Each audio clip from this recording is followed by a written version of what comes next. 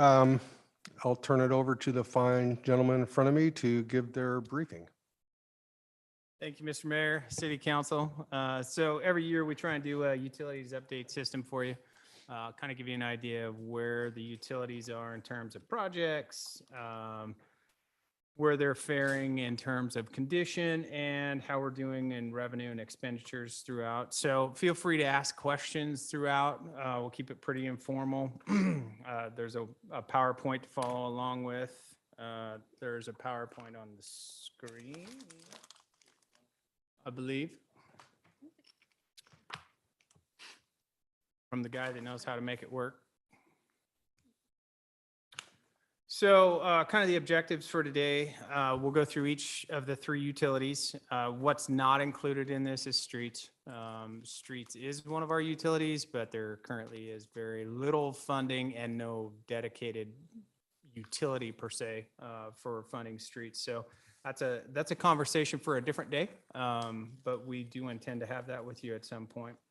We'll go through the financial aspects of the utilities, where we're at in revenue, what our expenditures are, kind of a rate comparison. We just did a rate comparison of, I don't even remember how many cities it's in the packet here.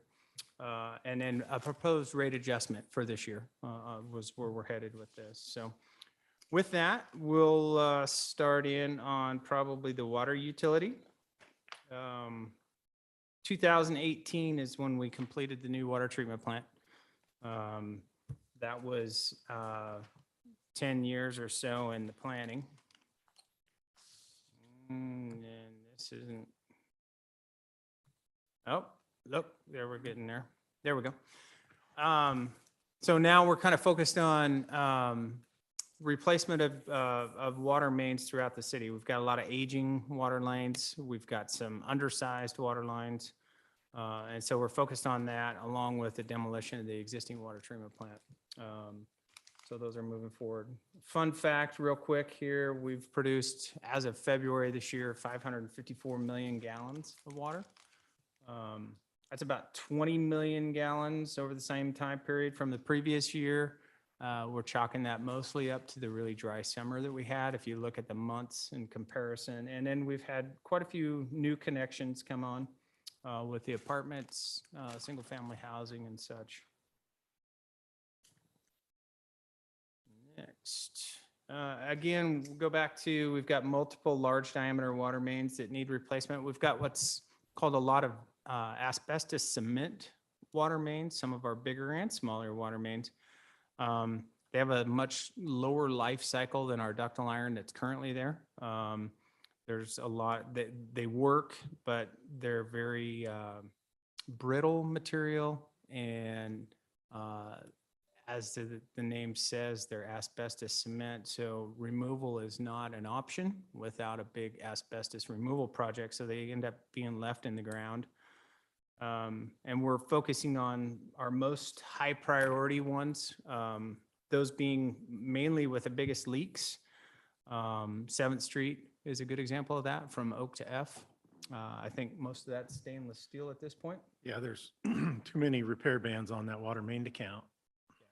So those are the things that we look at when we're replacing main. Undersize, if we're not getting good flow, looping. A lot of times water quality issues will come into play where you don't have a loop system on a dead end line. It creates a lot of maintenance time to go out and flush these lines and keep water quality up. And then, of course, we're also looking at fire flow in areas and making sure we have adequate fire flow. The city right now, Casey gave me the number, 82.6 miles of water mains within the city.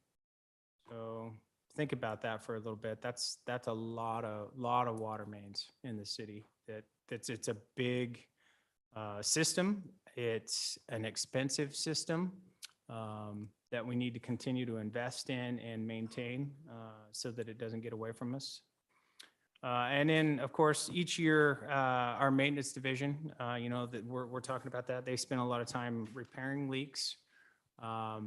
We have a leaky system. We've done several leak detection programs, and we've found leaks. A lot of times we don't see them until they surface. They could be going on underneath the ground for a long time. But we know we have them because based on the amount of water we bill versus the amount of water we produce, there's definitely a difference there. We also see some use. We have some theft of water, from your big commercial theft. There's things that don't get accounted for properly, like flushing or maybe fire department use. We try to track that as close as we can, but it still does equate to some leaks in the system that we don't know about, but we know they're there. We just don't know where they're at. It's hard to find them. We are installing a water fill station in one area of town this year that will allow us to, if we see somebody else hooked up to a hydrant getting water, it would be an illegal use, so we can handle that. Currently, the way it is now, we have people under permit to get water from us, then it's an honor system report, how many gallons they use. So it's not a real accurate way to track for that water. So back to replacement of lines. So right now, as it sits today, we can replace anywhere from 2,500 to 3,000 lineal feet of water line in any given year, based on the current funding structure. It's getting worse in terms of costs. We've seen probably a 50 to 75% increase in pipe costs over the last 3 to 5 years. Which our utilities have not kept up with that in terms of pacing for inflation for construction. I'm not sure without giant rate increases you could. So what we're doing is the best we can with what we have and getting the big stuff. So with going back to what we had in terms of mileage, if you just think about, we do anywhere from 2,500 to 3,000 feet of pipe replacement a year. That's about a 160-year replacement cycle on that. Typical lifespan of ductile iron, it can range at 100 years, but the AC pipe is much less than that. So you can see that we're below what is actually recommended for replacement. Now, that I don't want to make that as a sky is falling. I mean, just because it says you should replace something, it's kind of like your car. You can get a lot more miles on X than you normally can, but you run risk of catastrophic failure the further out you go. And that's what we're trying to avoid, is the catastrophic failures. We replace aging infrastructure based on need. It's not on a time basis at this point. We don't have a system in place nor funding in place to do it based on this pipe over here is 76 years old. We're going to replace it. It's all based on a need or avoiding that catastrophic failure before it happens. Moving on. So upcoming projects for this year. So we've got what we're calling the Cheetah Lake Waterline Extension Project. This is part of a large grant that the city got back in 2022, I believe. We received $2.6 million to do upgrades to the Cheetah Lake Park, namely in the access, providing ADA access, parking, paved parking, so on. As part of that project, which includes ADA accessible restrooms, we are extending water line, or proposing to extend water line to the park from Cascade Drive, which it currently sits in front of the middle of Seven Oaks Schuylkill.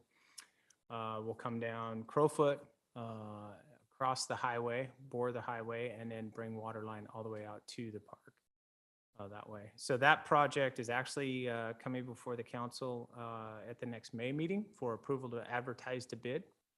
It wasn't a project that was planned for this year, but it was going to plan for next fiscal year, but we want to jump out on it as soon as we can and get some of this stuff out. So you'll see that coming.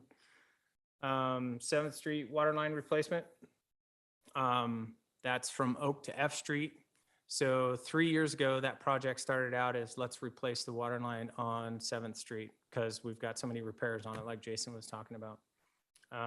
We started looking into it, and There's really no way to replace the water line based on the condition of the street without replacing everything else that's down there. So we've spent the last 2 years saving storm money, sanitary sewer money, and enough road funds in order to do that project, which we're looking at probably bidding in this fall.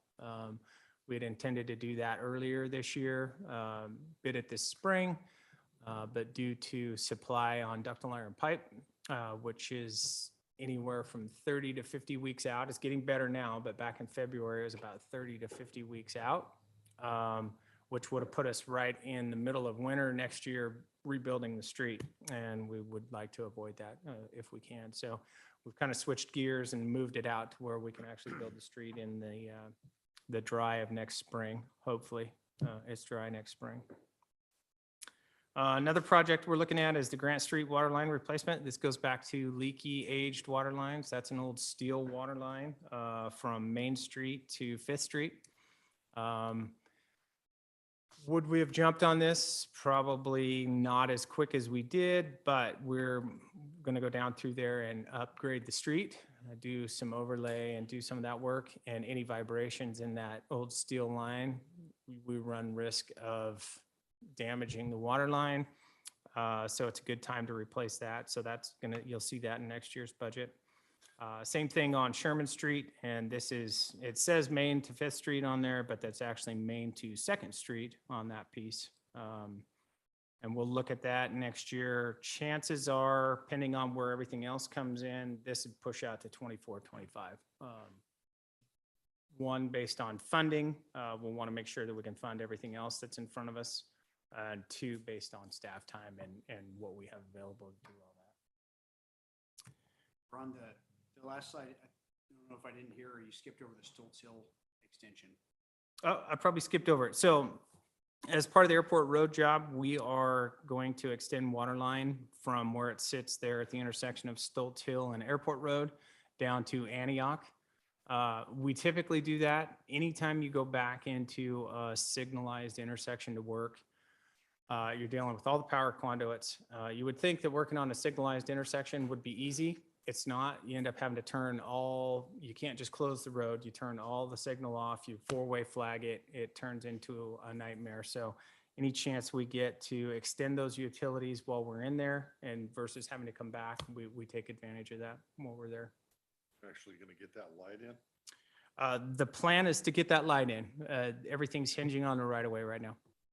Yeah. County's still working on that. County is still working on that, yes. Oh, the other thing is the demolition of the old water treatment plant. I kind of skipped over that. That will probably come to, may come to council in July, or at least it's going to be part of next year's budget. We're almost done with plans. We're going through the final historical resources stuff, and we've done a lot of testing for asbestos and soil, and it turns out we're good, which is good news. The bad news is nobody knows how much it's going to cost. So it's kind of one of those things that nobody's really got a good price on. We've said, our consultant did some work and just kind of ballparked it and said 1.2 million. We all looked at him and went, really? I don't think it'd be that much. We've budgeted 1.2 million next year. That doesn't mean we have to spend that, but we want to make sure that we can get that down on the ground. And if we don't spend it, it just carries for next year. So at this point, we really don't know what the cost is. It's going to take actually bidding the project. But I don't think any of us on staff believe it's going to be that expensive to take that down. And all we're planning on doing there is taking it down 3 feet below grade, backfilling, and clean site. It's intended for the city to keep this site. That's if we were going to go further and try and market the site, we'd need to go deeper, get more utilities out of the way so that we don't run risk of, somebody coming back on us and saying, well, you've done this, I can't put my building foundation in. So we're taking it down that far, and that's where we're going to leave it. So, and moving on. So any questions on water? Where we're at in the utility projects? It's a pretty aggressive project. It looks aggressive even to us, but knowing how the world's playing out right now, we'll probably not end up doing all that all at once, just based on timing, waiting on other agencies and whatnot. So like the Grant Street project, we've been waiting on ODOT for over a year to give us approval on a couple of access ramps. So we're still waiting on that. So it kind of keeps us, we've got enough to stay really busy, and likely not all that'll get done, but we'll do as much as we can with it. Any other questions on water? Okay, wastewater system, Jason's favorite place. So to date, we've spent, or they've treated approximately 780 million gallons of sewage at the wastewater plant. I think it's pretty much on target with what they did in the following years. So definitely keeping at pace. Some of the things that have also happened out there, we have a belt filter press that's out there now.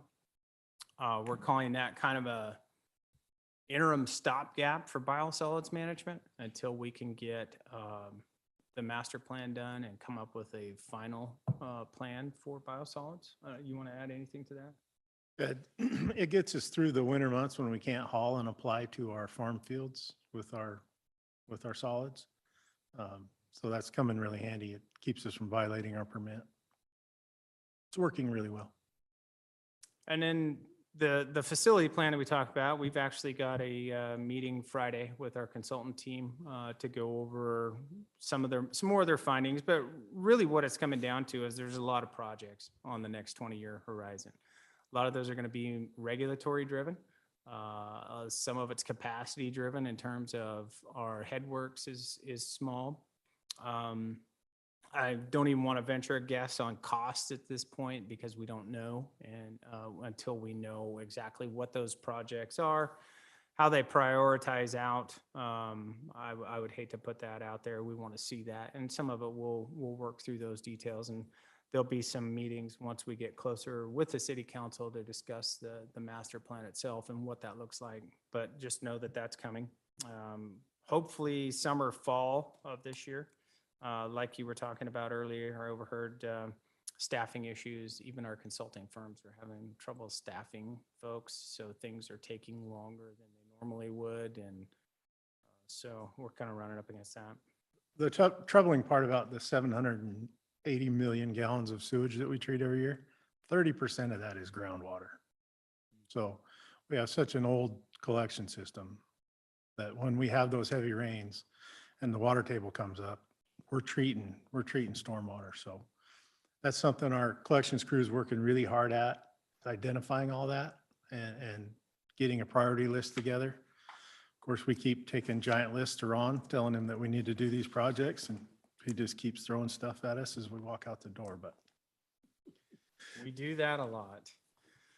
And kind of as Jason said, we're continuing to see existing sewer lines and laterals that are failing. When we say failing, we're talking about broken pipes, leaks, major leaks. We're trying to avoid the catastrophic failures. We've had 2 over this last year that, had it not been for our city crews doing video maintenance, we would have never known about. One at the intersection of Milton and Wheeler and Williams, that they happened to stick a camera in and noticed that one of the pipes was disconnected, and we got to do a little more investigation, and we ended up with a giant sinkhole on the backside of a manhole on the truck route, to the tune of about 20 yards of concrete to fill it. So we don't see these without the video unless they surface. We hope to catch them with the video, and that's what I mean by catastrophic failure. It hasn't gone away yet, but when you get to that point, you want to make sure that nobody's driving over it, because you run the risk of losing vehicles. We've got about 65 miles of sanitary sewer main within the collection system. It's probably 2 times as expensive to replace sewer as it is water, just based on depth alone. Pipe materials are not any more expensive, or maybe in some cases less. It just comes with having to shore everything, the slower production. So we're really seeing an increase in that in terms of what costs are for replacing sewer mains. Again, current funding, we do anywhere from 2,000 to 2,500 lineal feet a year. And I guess I should back up, when I say 2,000 to 2,500, this is what you could average. A lot of times we'll take, like last year, we didn't do any small sewers. So we took that money and we're combining it in to do 7th Street this year, or one of these other projects that's coming up. So it's not, when you look at the project list, it doesn't equate, but keep in mind that some of this is saved year over year in order to achieve the whole goal of the project. About 170-year replacement cycle on that. If we're talking PVC, probably not a big deal, but most of our older sewers that are failing are concrete and clay, and we still have brick manholes. We're having to do a lot of manhole rehab. One of the things that we've changed on the specification side for our manholes, and we're going to try it for a few years. On any new manhole installation for sanitary sewer, we're requiring our contractor to, as part of the bid, to do a microsilica sealer on it. So we're actually going in and sealing the interiors of the manholes. What we've seen over the last few years is manhole production and the quality that we're getting, and it doesn't matter where you get it, is subpar. We've had manholes show up on the job site for the West Side Interceptor still in forms. That's how fast they're kicking them out. So, and they have to cure on site, waiting for them to put in the ground. So we're trying this. We'll see here in the next 5 years if we see any difference, see if it was worth the extra money to try and stop some of the I&I, because we get a lot of it in through the manholes, get a lot of leaks around the pipes. So just something that we're trying to do to eliminate some of the burden on the wastewater plant. Ron, can you say what I&I is, please? Inflow and infiltration. So basically on a manhole, it wouldn't be the I&I, it'd just be one way. It'd be infiltration. So inflow would necessarily relate to a storm connection to it. So Ron, do you guys ever use the trenchless pipelining? I don't know if they can go that big when you're talking about sewer mains and stuff, where they put the sleeve in and coat it with epoxy and it basically seals the whole system up. yes, so we've done both. We haven't done as much of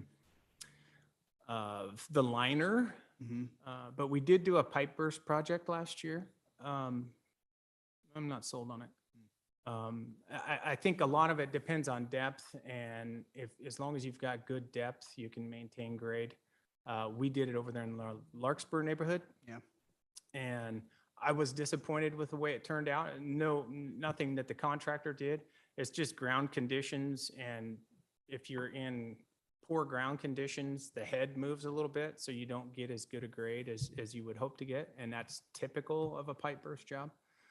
So it does have its place if you're in some place where, downtown, or where you don't want to dig it up, or a truck route or something like that, then it's probably worth really looking at. But on a typical, I'd rather cut and cover than do the pipe burst. But the liner is something that we've actually looked at in a couple of instances, and it can be done. There's no cost savings. So it's Because it's so expensive to pay for the liner as opposed to doing a trench box and And there's still a lot of excavation at each lateral connection. And a lot of the problem that we face with I&I is at the lateral connection. So that's kind of what helps us when we do a cut and cover. Yeah, because you can get actually manufactured tees and put in that, as opposed to A chip bag and grout yeah. used to be the way they did it.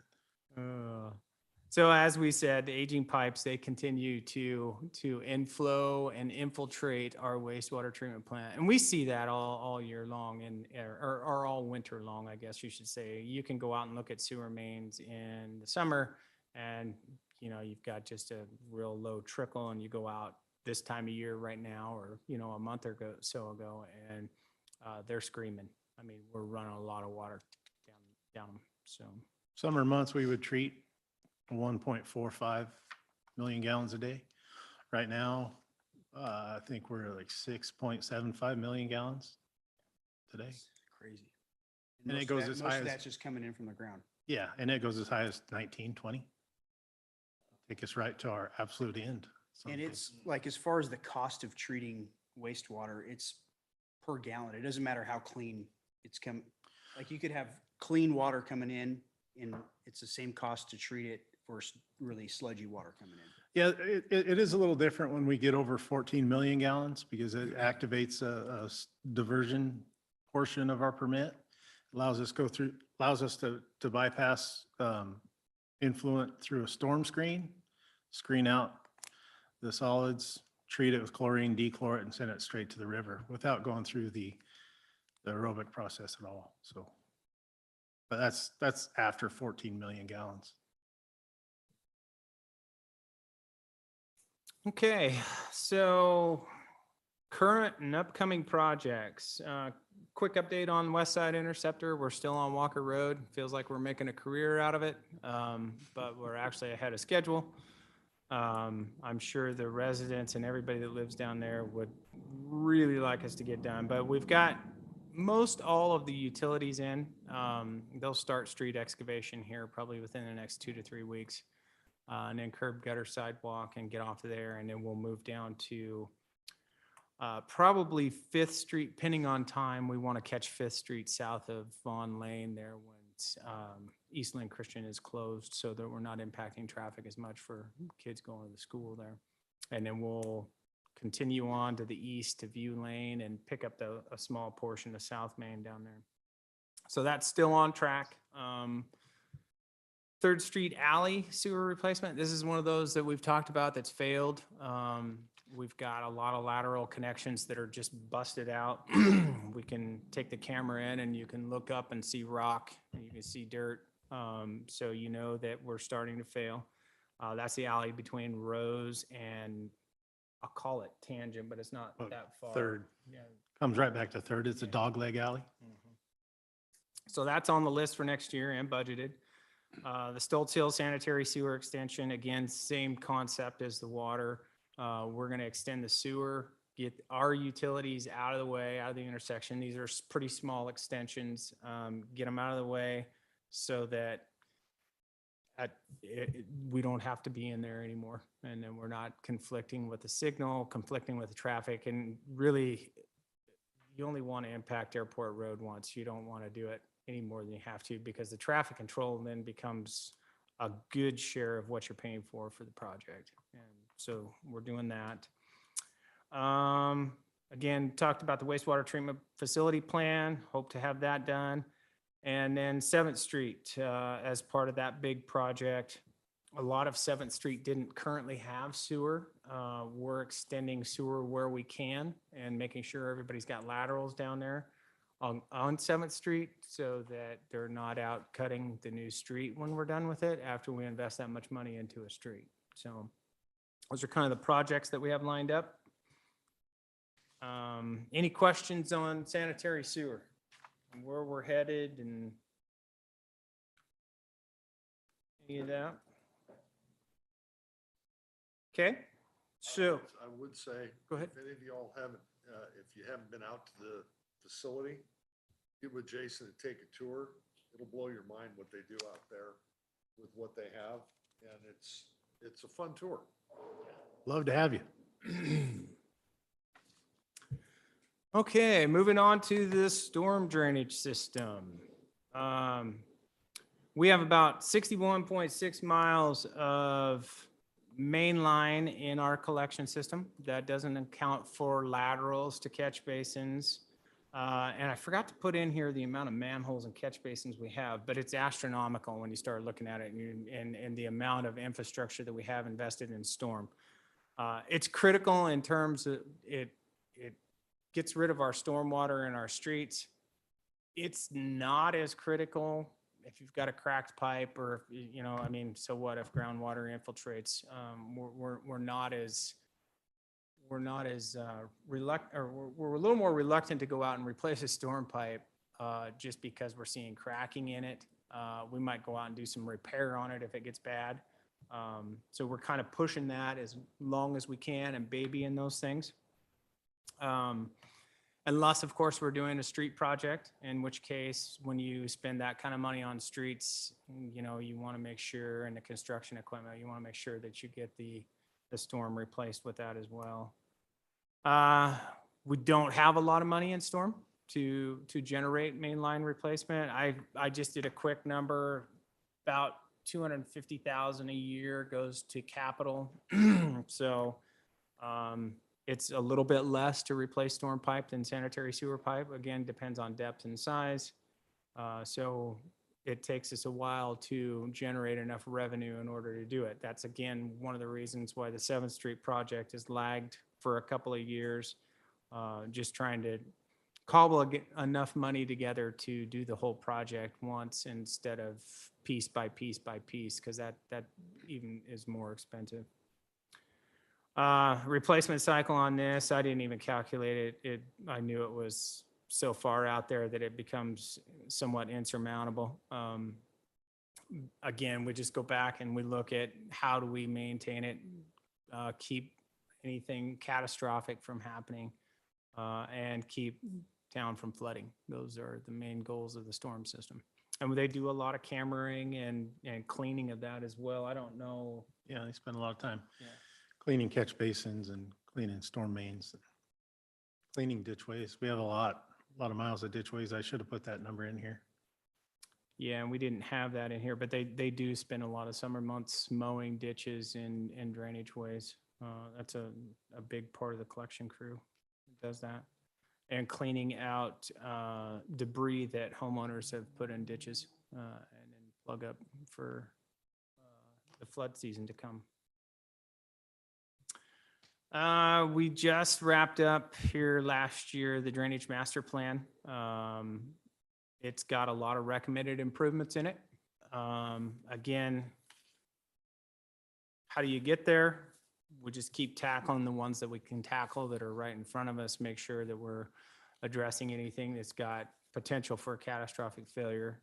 We'll look for places that typically have flooding. You know, what can we do to improve this without a major cost? So we're looking at those. And some of our current upcoming projects, we've talked a couple of times about potentially doing a drainage rate change. We've investigated that quite a bit. And I think one of the things that we're looking at now is potentially moving it into different tiers. Right now we have 3 or 4 tiers. And you kind of go from your residential charge to, then you jump into industrial commercial and up to a 1/4 acre, 1/4 to half to 1. And one of the thoughts was, let's see what it looks like if we do maybe 2 or 3 more tiers out there so that we change that a little bit. Haven't had time to get to that, but we are looking at it. And then we're just doing some minor capital projects, replacing drainage pipes, 7th Street reconstruction. Of course, we're going to put the new storm pipe in there. Again, it doesn't make sense to go in and have all brand new utilities and try and save the storm system that's in there. It would probably turn into a catastrophic failure by the time we had construction equipment on it. Guys, again, do a lot of video inspection and cleaning throughout the summer. And making sure that things come together. TMDL, total maximum daily loading. Get familiar with that. It continues to get more and more, I'll call it onerous. Basically what it is it gives us limits on what we can discharge to any creek. We're faced with it at the wastewater plant. We're faced with it on all of our storm drainage stuff. So what does that do to us? Well, on the West Side Interceptor project, it's costing us roughly $350,000 because we had to either put in bioswales with beehive catch basins and a bunch of special media, or water quality catch basins. We've opted to use the water quality catch basins. Cost is relatively the same. A little more for the water quality catch basins. We did that so that we could maintain parking on Walker Road down there for the folks that live down there. But this is due to a small, teensy piece of wetlands that was found during the wetland delineation process. DEQ water quality kicks in after that. So anytime we're creating new hard surface, impervious surface, then we've got to follow water quality rules and treat the storm runoff for that. So that's a good example of what the city's faced with, you know, and private developers are also faced with the same thing. And we think, well, okay, yeah, private development's going to pay for that. But the reality is private development pays for it. And a lot of times it ends up becoming a public facility, and then we get to maintain it. And then some of the maintenance issues with it are costly as well. So just something to keep in the back of your mind. We don't get real aggressive with the TMDL like some cities do. We do the bare minimum in order to keep our costs down and keep the mayor out of jail. So, or maybe it's me, I don't know who would go, but Yeah, we don't have a jail. Not anymore. there you go. Ron, is that maximum based Creek on which fireplace. waterway it's being discharged? Like there are different Yes. standard per different Yes. waterway? It So that- and equates who- to temperature, just a ton of stuff. Who gets to decide, like, do you guys have a map from the DEQ that says this waterway has this TMDL and this waterway has this TMDL? Or how's, It's based on DEQ. We're under one discharge permit. okay. Everything we discharge to eventually reaches, well, I think. yeah, Is well, to the total. Yeah, it's to the total. So that's how that works. I see. Um, How big are those in-ground catch basins you're talking? These like 5,000 gallon tanks or bigger? Oh, the catch basins, we just got a couple of them delivered, and there are three, basically, if you think of vaults, there are three-tiered vaults. It takes a crane to lift them. Oh, I think I saw some of those in my neighborhood over on Yeah. Joy Street. Yeah, Joy and Fifth, maybe, Joy and Fifth. They had them stacked Maybe. on the corner. maybe, yeah. But they're huge. Yeah, they are. And then they've got cartridges on the inside of them, and those Have to be cartridges. cleaned and Yes. maintained and Oh, everything. Yeah, so, The other example of the storm water pretreatment is Airport Road past Safeway. You'll see that's the other option where we leave the open ditches with beehive inlets for stormwater, and then we go through and mow and weed eat a 14-inch wide area that's completely uneven. I hate them. he does hate them. Hate them bad. He hates me when I tell him that we've got to do them. the open swale or any, I mean, the stuff on Airport Road is really, really labor intensive. These new catch basins are just gonna be expensive. So either way, it's expensive. Yeah. I mean, whether you attach labor to it or whether you attach cartridges to it, so. And we most likely would have went with the swales on Walker if we could have maintained parking, but there was no way to do both, so. One other thing that we're looking at, and we're just kind of in the infinite stages of this, is a private catch basin cleaning program. I don't know what that looks like yet, but I know that we have a lot of issues with private catch basins in around businesses, especially your larger businesses who discharge to our storm system.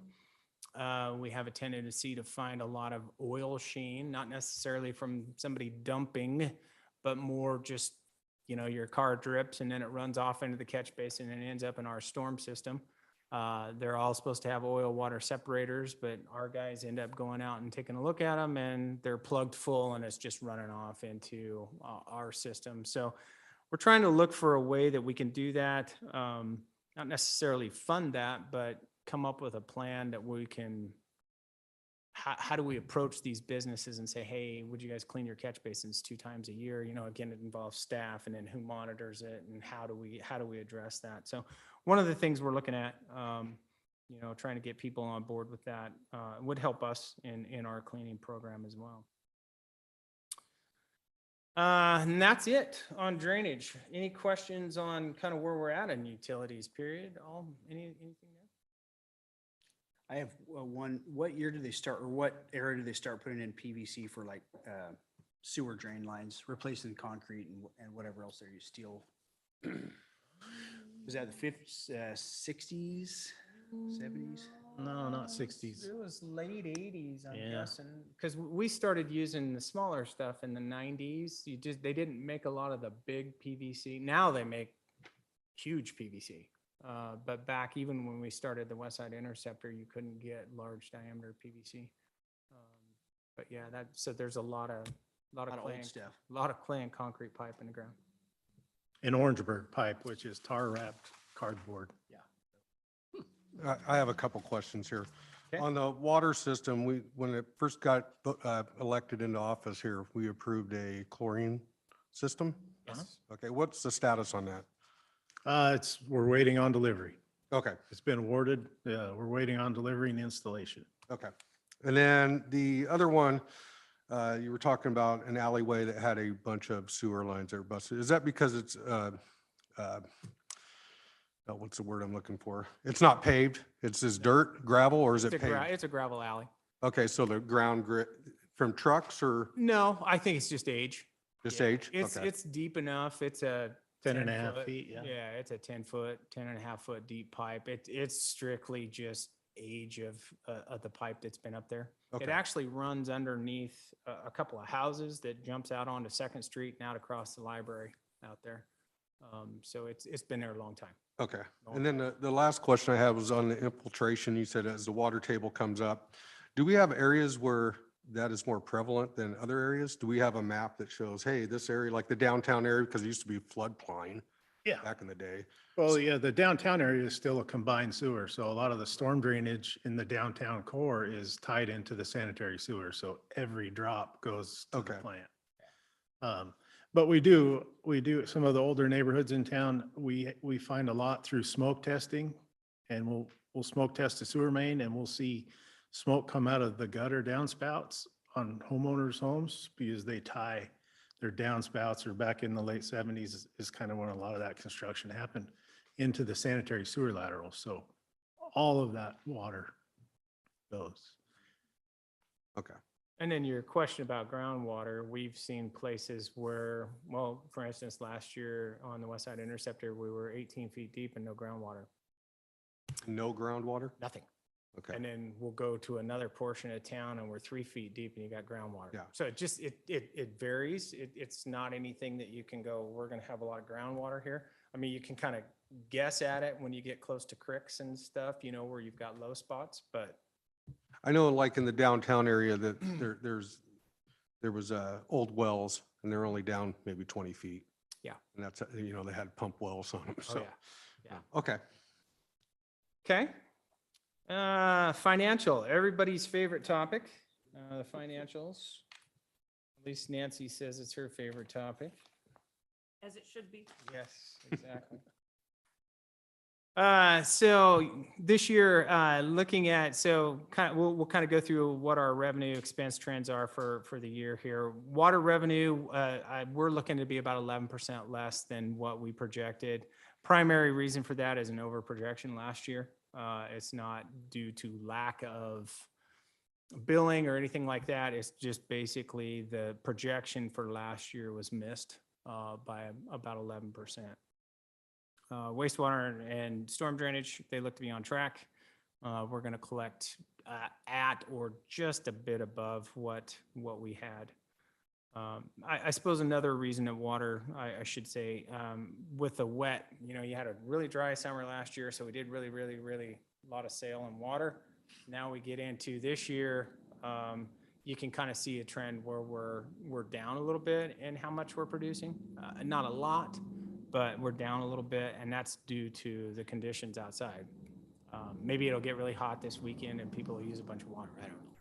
So expenses for all three utilities, we're looking to be on track, come in slightly under budget. We continue to put money away for Upgrades to the new water treatment plant when we have to buy filters, so that's not a big capital expense. We put money away for projects as we, it may be only 100,000, but whatever we do, we put it away so that it can be used at a future project. So we're moving forward on that, and that's looking good. So the table below, basically, so this is what our proposal is in terms of rates. We're trying, last year, when we did this, we tried to keep it somewhere where your overall rate or your overall bill was no more than 3% or somewhere in that range. Wait for the train. You want me to wait for the train? Train rate.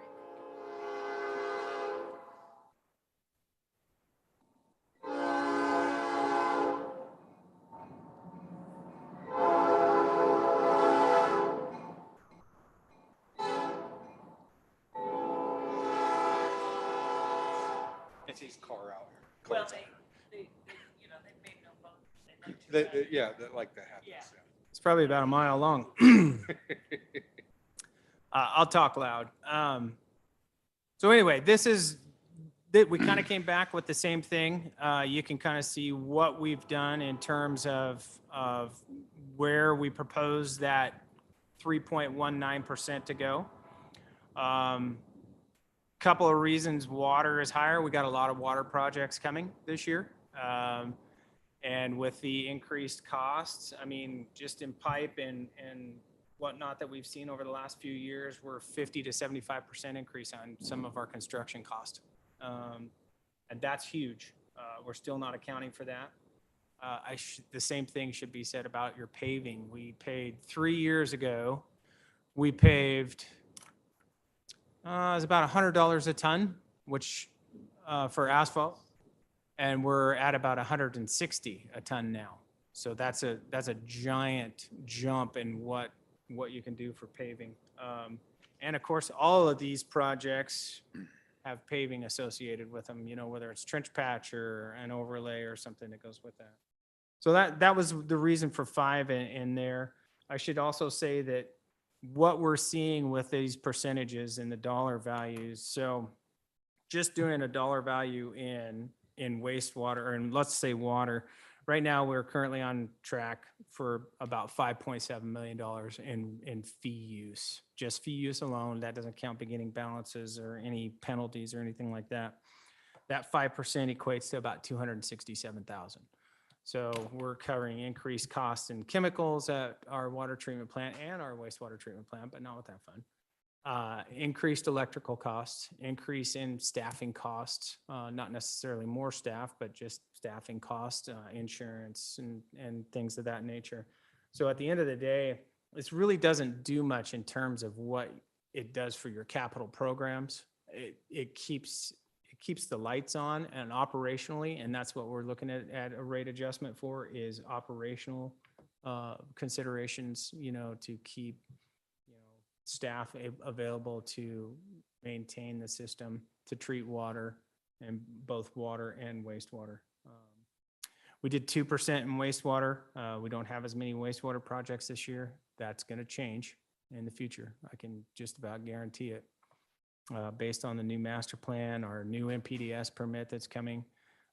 This basically keeps us in tune with what inflation's doing for the operational side, not necessarily what it's doing for your capital side. Because again, we're seeing project costs that are astronomical. So what we end up having to do is you end up saving, year over year in order to do project X out here, or you end up with, bigger rate increases as we go and the needs become apparent. But that said, we still generate, roughly 700,000 per utility a year, even with debt service and everything else that you can use towards capital projects, or that we've said internally, that we've said, we're going to take everything that we have that's left over, we're going to put it towards capital projects and replacing utilities and what we need to do with that. So that's where we're at with that.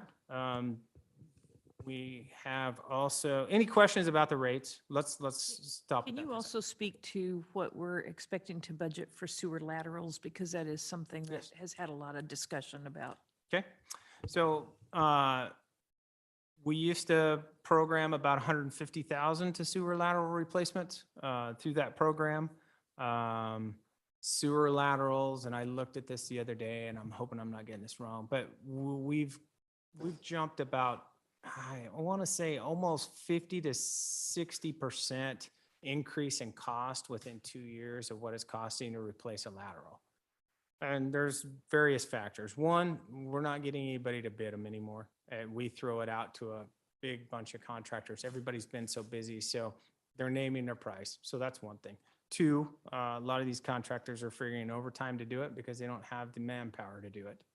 So we're getting high priced on that. And then just basically the supply chain issues that go with that. So this year we've budgeted 200,000 in the proposed budget coming up. Is that enough? I wish I could tell you we're going to do $200,000 worth of laterals every year, and I don't foresee this happening, but we could come in next year and nobody wants their lateral replaced. Highly doubtful, but it's really hard to put a number to it. So Jason and I work real close with our budgets, and what we've done this year is we're doing less manhole rehabilitation, which is funded through Public Works. And so we've just basically taken manhole rehabilitation money this year to finish out what we've got on sanitary sewer lateral.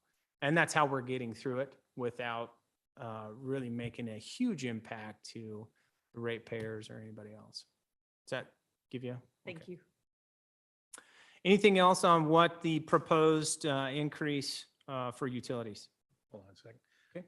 The one thing, the water, to jump back to water really quick, one thing that's not mentioned at all here is some upcoming regulation that we know is going to come down the pipe. PFAS, dealing with that in some capacity. That's not figured into anything we're doing. As well as some of the new lead and copper rules that we're seeing trickle in right now. So we're just going to have to keep you apprised of what the regulators push down to us. They're not very nice about saying, hey, could you guys do this? It's you shall. So there's going to be some regulatory changes in what we do in water as well. Yeah, and those we'll plan for and bring back when we know what those are. Anything else on the proposed, one other thing that's hitting the utility funds this year, I think it's, Brandon can correct me if I'm wrong, but there's about a $50,000 increase to Springbrook for transactions, credit card transactions, that's going to be spread out across your utilities. So, and I started in on this, $267,000 is what it equates into water, about $129,000 in sanitary sewer, and about $7,000 in storm. And the only reason we added storm to this is, again, back to the credit card transactions. We need to be able to cover that cost as people use credit cards to pay their bill. So we get billed for it, and that's part of doing business. So that's where we're at on that. I have a question on the. Go ahead. Right, actually, no, keep going. I think it's Okay. going to come, I think it's going to come up here. This is our current rate comparison right here. This is where the city of Lebanon compares to, and I don't know if you can read it very well. It seems like the text is we try to probably put too much into one, but it's hard to see. So the blue is the city of Lebanon at 131.18 as we sit today. And that's on an average 6-unit bill. So if we said, hey, average homeowner uses 6 units, wastewater is based on that. And then we, of course, have got our storm rate. And the green line is the average of the Yes. cities that we're comparing to. Did you have a question on that? No, I'll let you keep going. Okay. I think I'm going to ask you to the end of this price part. Okay. This is what it looks like with the proposal. We've jumped to 135.37, which is, I should also say that that was with the 131.37 that you see there next to us, which is Albany. That includes their proposed rate increases for next year. And then really what we do is we just go through, when I say we, our staff does this.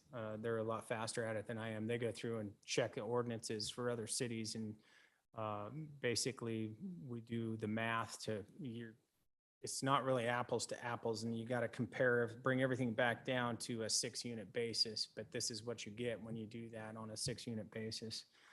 Some people's bills could be more, they could be less, but you've got to have that 6-to-6 comparison.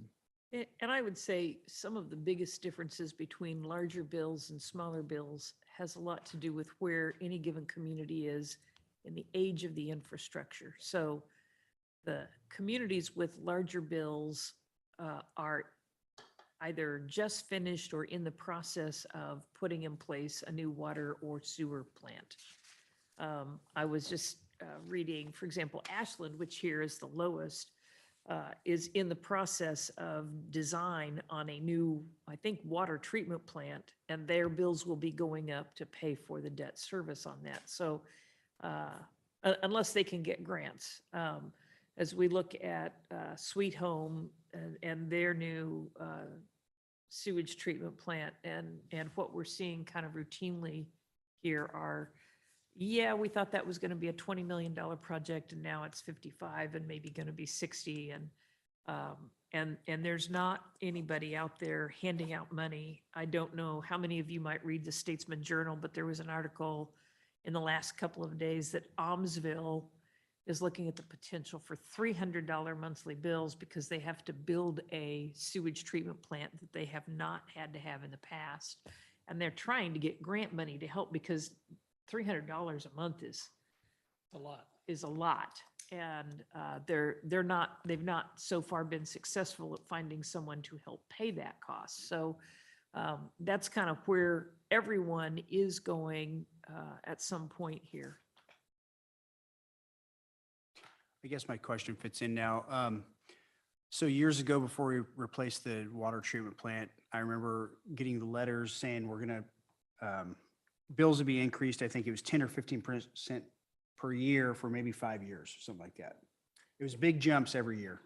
And that was, I think, to fund the building in the new water treatment plant. Yes. So now that that's built, that 15% per year, I mean, I can't remember what it was going to be over a 5-year span. If it was it's like a 75% increase maybe. Yeah, it jumped about 75%, yes. Okay. 75% increase. So is that, I would say almost extra money since we're not building a new plant right now? Is it just going back into infrastructure, or is it being built up for the next plant to be built, or what? Is it just absorbed in service. the cost of business? Still paying the debt for the Debt new service. plant. Okay. So if you were going to raise rates, and I guess this is the best way to put this, if you were going to raise rates to pay cash for, and we pay cash from, believe me, we don't want to have any more loans than necessary. But if you were going to raise rates to pay for a $35 million, I'll say a $35 million water treatment plant project, today it'd be 50. Well, you can use whatever number you want. And you think in terms of the operations, you think about what we collect right now in terms of a rate every year. So we collect, what is it, about 5.7 million right now. A majority of that goes, into operations and, Right. and how we run the plants currently as they sit. And right now we have an additional 700,000 per year that could go to that. The question becomes, what rate do you have to charge in order to generate that volume of cash and a one-time shot? Right. In order to pay cash for it without having the debt service? And Not it'd be possible, not possible in this astronomical. size of town. No. So with that, I guess the debt service, how many years will that, how many years is That's a that? 30-year, that's a Okay. 30-year deal. And so it's included in the budget. You'll see that coming out. And I would say the preferred, and as we talk about the wastewater master plan coming through, without having a dollar value assigned to that, it's going to be 30, 40, 50 million worth of projects. So part of what you're looking at in setting a rate now is how do you ramp that up in a way that is more annually affordable than coming in saying, well, it's 15% this year and 20% next year. So that when we get to the point we do that project and we have to borrow the cash to do that, we have enough annual revenue to pay that back. As a city, we are not different than a human being in terms of borrowing money and needing to prove you have the income to pay that back. And I used to think long ago that borrowing money was, hey, this is a great project, loan us money. And they don't care how great the project is. They care, do you have enough money? And in the case of the utility, to pay all of your operating and maintenance costs, all of the debt service, plus say another 10%. Because that extra 10% is what you're using then for capital. Because yes, you built a new water treatment plant, but you still have the mains that need Right. maintenance and work, right? And will for all times. And so that plant, you may pay debt for 30 years. It may be good, barring, federal requirements to do more or different kinds of treatment. It may be good for 60, 70 years. So then you go a lengthy period where you're not paying anything on debt, and that money can either go to reduced rates or we're going to just put all of our rate increases in other systems. But a lot of that goes to additional capital for what's in the ground. Right. Yeah, and that's how we're paying the debt service on the West Side Interceptor. We had debt come off. And so that was factored into not having to have additional rate increases to do the West Side Interceptor. We were looking at that and it's like, okay, well, this debt's coming off. We got a great loan rate from DEQ on the debt service. I can't remember the value. 2.68, I think. Yeah, I think the water treatment plant was somewhere around 1. It was astronomically low. You can't, when you have a large project like that, I'm not sure, unless if we had money trees, we could do it, but I'm not sure you could you could raise rates, but I'm afraid everybody would, it wouldn't be a good deal. It would be ugly if we did that. And so, yeah, even the 15% that we did back in the day, that was tough, but there's virtually no way to get there. And we sacrificed a lot too as a city. I think people should know that. We cut complete programs out. We've done nothing on the public works engineering side, but reduce staff as we've gone through this process, knowing full well, find different ways to do stuff, get creative, don't do things that we used to do. If we were doing things back in the day that nobody was really paying attention to or really wasn't equating to anything, then we just quit doing them and just reduce the staff accordingly as we went through. That makes sense. Okay. So in 25 years, we'll have a little bit extra money. Yeah. That's the goal. And in theory, in a facility like that, that's right on track with how you can fund your next round of whatever that's going to happen to it. But in the meantime, are we looking at continual annual increase? That would you be project? our recommendation. We don't want to jump in here on theories or what ifs or, hey, this permit might do this. That's why you see what you see here. It's basically to cover the operational increases that we see year over year and to try and help offset some of the costs that we've had in the construction on the capital side. But to come in and say, hey, we should do a 10 or 15% rate increase because we think this might be coming, that would be irresponsible on our part. We want to make sure we have the facts in front of you before we do that. So we're just looking strictly at the operational piece at this point, but just know, yes, that will happen. If we don't keep up with inflation, it will be that much more when you do have to pull the trigger on that capital project, whether DEQ or OHA is saying you've got to do this, then it becomes that much more. And the councils in the past, it took a while. Remember, Michelle, it took a while, but they did start to see that, okay, this is a good approach to this. where you're trying to maintain and not run people completely out of their houses for utility rates. Because that's not our goal. I mean, there's a lot more that we could be doing, but there comes a point where what is that return, right? People still have to live. You have to look at where we live and kind of factor all those things in. What else? Now that I've ruined your Wednesday afternoon. Can you go back one slide? Let's put my glasses on real quick. Let's see. Okay, And this is the proposed, okay. this is the proposed. Is there any way you can send the current and proposed information to me in a readable fashion? Yes. I'd like to look at all that, just the I differences in will. the city. I will send it to you in the Excel spreadsheets that it's in. That'd be perfect. Rather than the PowerPoint. This is just a PowerPoint and it's graphically, it looks great in the Excel, but it doesn't show up so well when you transfer it over. So, yeah. That'd be great. I'd like to look at that more because then you're able to articulate to people. Sure. Because they automatically, the first thing out of most people's mouths in Lebanon is we have the highest rates in the state. And by that data right there, it shows that maybe we don't. And it gives you the ability to articulate our position. We're fighting for the top We're spot. fighting for it, but you got to remember that like Nancy spoke about, the improvements we've done, if we were to tackle those right now. Oh, yeah. Oh, my God. Yeah. I've held off on projects on my buildings just because of costs of concrete went sky high. Yeah. And so, I guess every bad situation, I've always had the philosophy that there's some good sunshine in there somewhere. You just got to find it. And yeah, so. And I will note that these are not all of the cities, right? So, I mean, we don't have Portland on there, for example.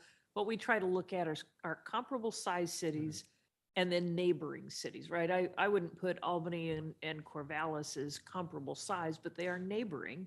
And to some extent, if you're trying to decide where you're going to live, in theory, you're looking at all of these costs. And so we do bring those communities in, but most of these are a little more comparable size to us. I don't have any idea what Portland rates. We would be these took days. Portland off because it skewed everything so bad. They were up around $200 a month. So they were up there. One thing I will say, I remember when this whole thing started, building it, putting it in.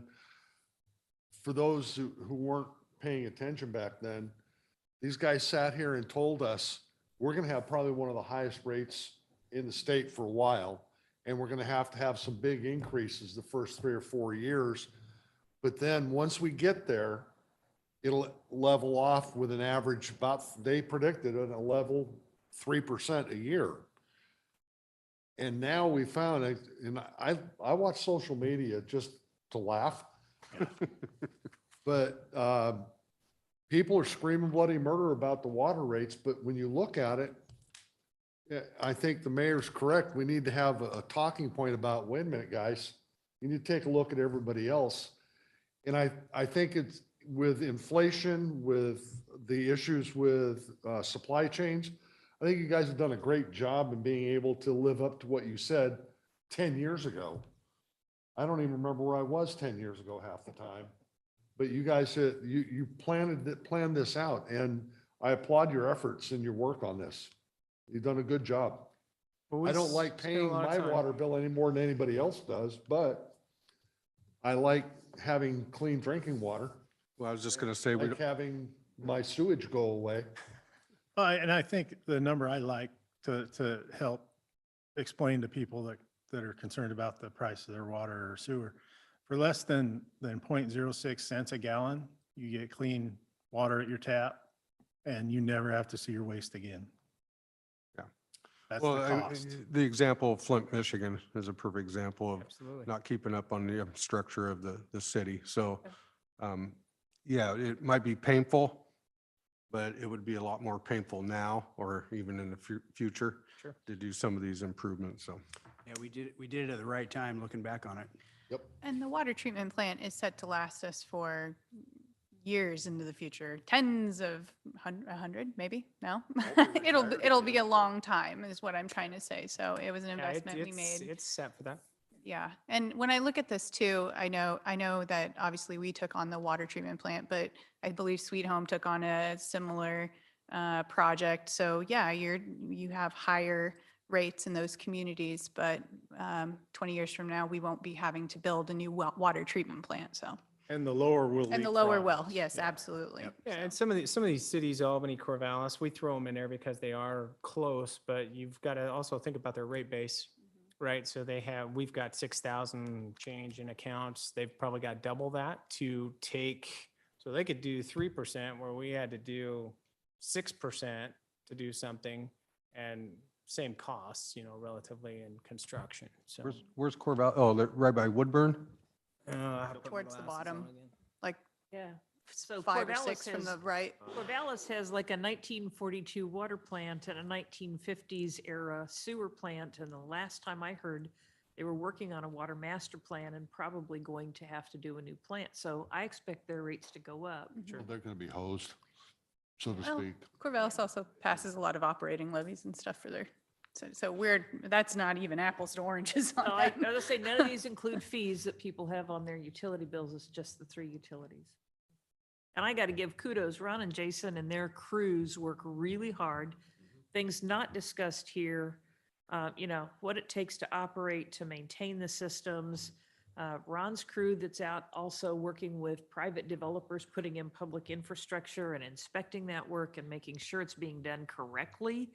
And that when we take ownership of it, it's built to city standards and we can operate and maintain it.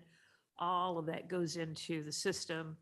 I don't know how often they talk, but they kind of live in each other's back pockets to make sure that we're managing these systems, both operating and capital, to the best ability that we can. And they're pretty creative in terms of how to allocate those resources and how to work with the money they've got. So I appreciate the work they do. It's probably daily that we're at work. Yelling at each other about something. Yeah. The other thing, if you've never seen them smoke the system, get with them and do that. That is so fun.